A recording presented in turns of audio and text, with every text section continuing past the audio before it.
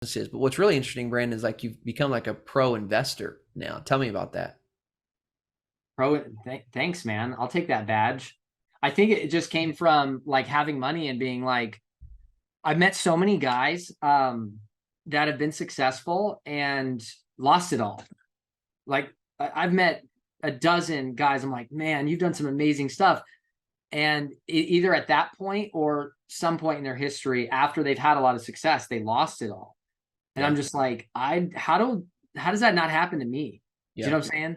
Like, I feel like that was a story I kept hearing. Like, guy where I grew up, blew up with a bunch of tanning salons, and then lost it all. You know, guy had an amazing bike company, like had offers from Huffy, lost it all. Like all these stories of entrepreneurs that had a lot of success. And I was like, how does that not happen to me? And so I kind of realized pretty quick when I jumped into the investment world, um, that it's amazing how many entrepreneurs or business people or whatever you do, real estate, white collar, lawyer, doesn't matter.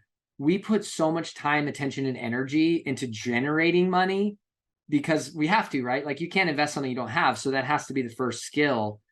But then we just like write checks blind and like cross our fingers. And that's where like the Bernie Madoffs of the world like make out because we're just ignorant, right? And Right. so I just made it a priority for me that I wasn't going to be ignorant about that game. And so learning what a syndication was and a fund and what's a GP and what's an LP and what is actually passive, because a lot of passive income people talk about is really just like a part-time job and a distraction Right. from your main moneymaker.